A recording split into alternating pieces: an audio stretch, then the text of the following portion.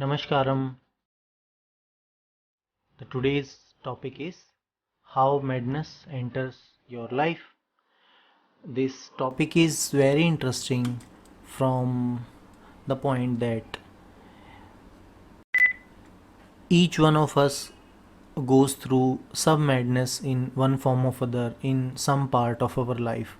The madness phase may be small, the madness phase can go for years, for months, and there is nobody to help us. Everybody is trying to deal with the smoke of the fire. If fire is the madness, then everybody is trying to find the solutions for their madness or trying to avoid it. But nobody looks at the fundamentals, that why at first place the madness has entered in their life. So in today's video we won't define the madness. Instead, we will go through some steps in video with a very common example, like we are having our favorite food, and to explore one of the mechanism as to how it enters in your life, how madness enters your life. And then later you can check and see your own madness from the example of your own life. So let's proceed that how madness enters your life.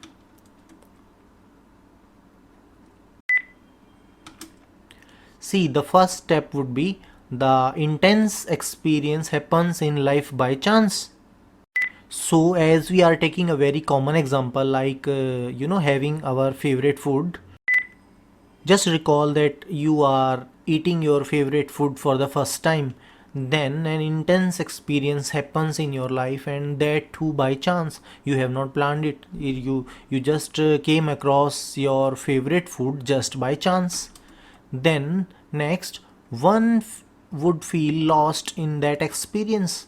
If you can recall that of your favorite tasty food, then you would have drawn into that experience. You can recall that you have felt lost in that experience. And being lost means the ego, the thoughts, etc. were dissolved. There were no more personality, there were less of the thoughts, and they have been dissolved in that intense experience. Next, only present moment and experiencing remains. What it means is, in that moment you were only enjoying the taste of that food, nothing else. So, and that intense experience can happen only in that present moment. So you were absolutely in that present moment, and we are calling it as that experiencing remains.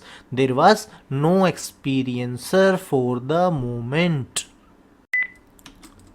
Next, loss of individuality and boundaries occur. What does it mean? As we have said also, that the in that moment of intense experience of having your tasty food, there is no individual which is tasting that food. There was only an intense taste, intense sensations of taste. So what does it does to you? That you are no more an individual in that moment, and that's why we are saying the boundaries of you, they are lost in that intense experience. Next is bliss happens by chance. Why you are feeling so good about your tasty food is because there is some bliss, there is some happiness that is happening due to that intense experience or in that intense experience. But we are saying that it didn't happen or it wasn't planned by you. The bliss happened by chance. Moving on to next steps. Now that experience has to go away. How long can you be in the taste of your food? It has to go away. It will go away. It will reside. Let's say you have had 10 or to 15 minutes of that intense experience, and now that experience has to go away.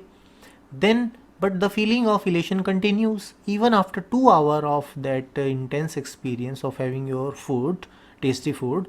The feeling of happiness will still continue, that you had been through a very good time, a very good restaurant, a very good food, the cook was very good, and you can still feel the after effects of that bliss that happened by chance. Now let's say you woke up next day and then mind tries to name or find the cause of the previous bliss.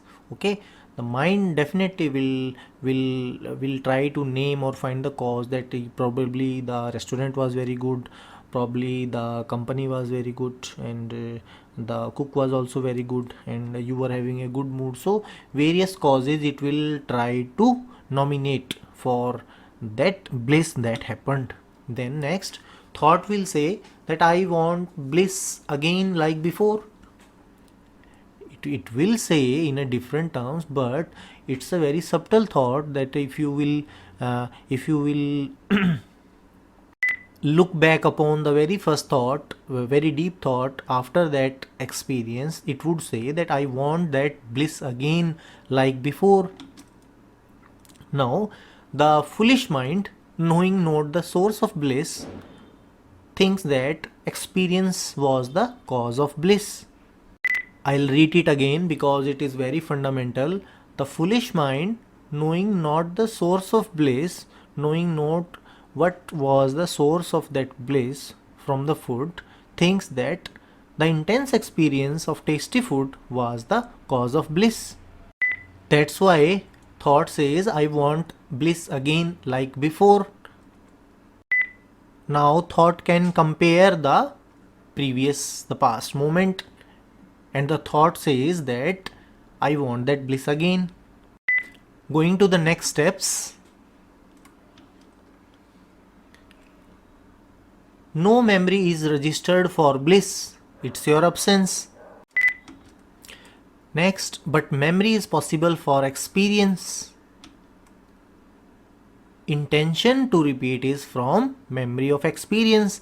Now we can look at these 3 steps, that no memory is registered for bliss, it's your absence, the absence of you, your mind, that's why the bliss was there. But memory is possible for the experience, because that was the intense experience. Mind can make the memory out of it, but it can only feel the bliss later, not during the moment.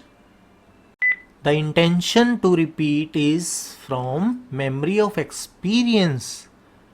See very closely. What we are saying is intention to repeat that experience because it was giving you bliss is not from the memory of bliss, because bliss is always in the present moment, but it was from the memory of experience. Because the memory of experience was there in the mind, that's why intention to repeat it is there.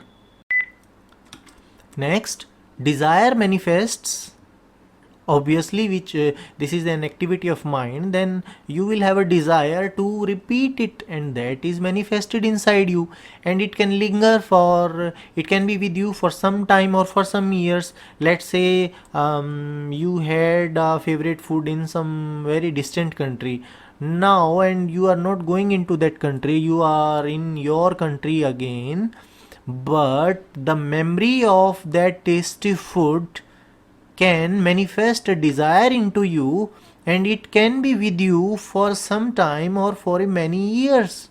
Like even after 2 years you can miss the favorite food of you, because desire can go on for some time or years also. You can definitely feel that. So the desire is manifested, and that desire can have the time frame of some days, months and years. And the next is the individual, your personality, your ego, which is nothing but a bundle of thoughts, owns the desire. It says it is my desire. Okay, and then the action and efforts are done to repeat the experience. So this is done by the individual or the ego. Now when the desire is already there, to repeat or to have that favorite food again, now you will act on that desire. You will do some actions and you will undergo efforts. Maybe if your desire to have that favorite food occurs in the night, and that favorite dhaba is about 20 kilometers, you will just do the efforts to go to that dhaba even in the night, because the desire is there, and your individuality or your ego has owned the desire, and now that ego will make you act and do the efforts to repeat that experience. Next is, but experience didn't created bliss. Okay, you have to just explore whatever we are discussing here. You have to just see it in your life, that you can verify the things with your direct experience also. But experience didn't created bliss, your absence created it. Next, the mind actions efforts fail to deliver bliss. This you can say, why mind first had the desire, then action and efforts are followed from that desire, but why they fail to deliver that bliss again? You can go on eating your favorite food for next 1 hour for many days, but the same bliss will not occur. You can see it in your life. Once something has some intense experience has produced a bliss in your life, then if you will repeat that experience for n number of times, after some time that experience will fail to deliver that bliss, and that will definitely happen, because it was not due to that as per point 18, but experience didn't created the bliss, your absence created it. That's why mind, actions and efforts, these three things in your life cannot deliver the bliss. But mind suggests more desire and ways. Obviously, if you go to your favorite dhaba and that intense experience didn't happen it again, then obviously mind will suggest you more desires and ways. Maybe try the same dish in a different dhaba. Now maybe try it with alcohol. Maybe get a company of your best friends to the restaurant, or maybe order a dish from somewhere, change this, change that, the modified ways. So mind will try to suggest you more desire and ways. Now, as more the desires are there in the mind, more chances of its unfulfillment. Obviously, if you have 20 desires, or 20 different type of desires, then the world cannot complete every one of them. Maybe let's say 50%, 10 of them are fulfilled. So the more the desires you are having for that intense experience, the more the chances of its unfulfillment. Then unfulfilled desire will lead to madness and misery. So this is the door to madness and misery in your life. See, what is your misery, or what is when you become mad? Only when some unfulfilled desires are there in your life, that only then in those moments you become mad, and you are in the misery. So the next thing is, when you can look at this point very attentively, that when mind wants bliss from world, madness enters your life. This is a very small definition. You can look it again. When mind wants bliss from the outside world, madness enters your life, because the bliss was from inside. Bliss was due to your absence. But thinking that the intense experience of your life caused the bliss, people go on searching in the world. People want things, people want many things from the world, and in your wanting, in your unfulfilled desires, the madness has already entered in your life. But what is the source of bliss? Isn't it very important? What everybody just wants this bliss, nothing else. If they are blissful, happy and joyful, then there is no madness in life. If you are happy in your life, who would care for madness and misery? But what is the source of bliss? Bliss comes in the absence of you, your mind. There is no ego, there are less of thoughts, your personality is like transparent, and the absence of your mind. So the next steps are: bliss is possible wherever you are. It is so important that bliss is possible wherever you are. You need not go it and search it in the outside world. Why run in world like mad? Why run after things? You are already that which you want. You are already that which you are searching. Just stop and look wherever you are. There only the bliss is. Your very nature is bliss. You have to find these things out by direct experience in your own life, that your very nature is bliss. The nature of your life is so pristine, so beautiful.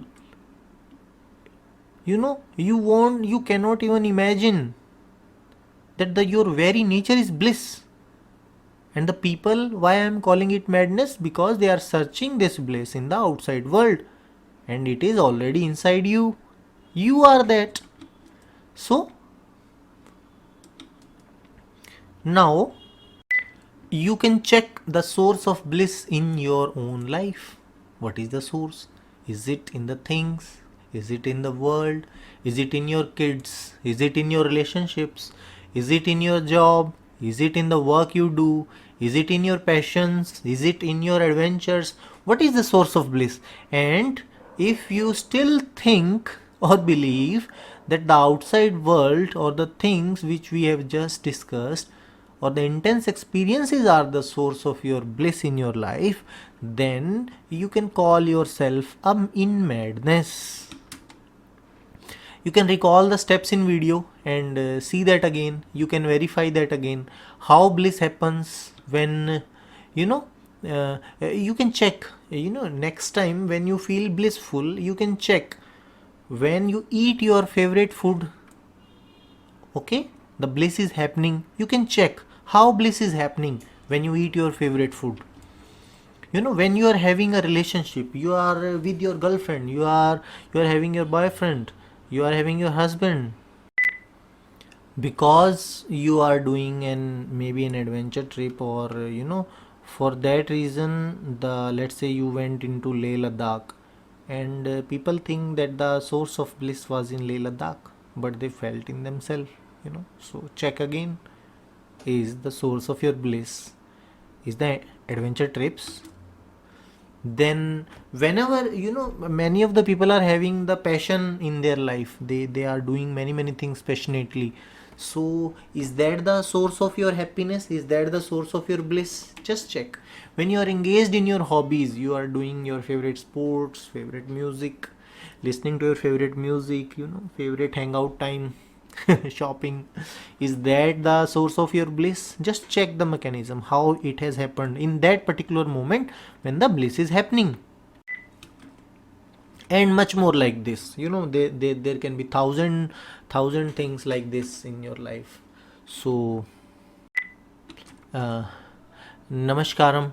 And the only reason this video was prepared, so that you get the pointers, right direction and pointers in your life, that how bliss is happening in your life, or the heading was good enough, that how madness enters your life. If you can check that how the madness is entering, how through the subtle door of luring it is entering your life, then you can prevent the madness, and bliss is always there. There is no need to create the bliss. It's your very own nature. And the credit goes to Anu and Gargi for helping in preparing this video. Dhanyavad. Pranam. Shivoham Shivoham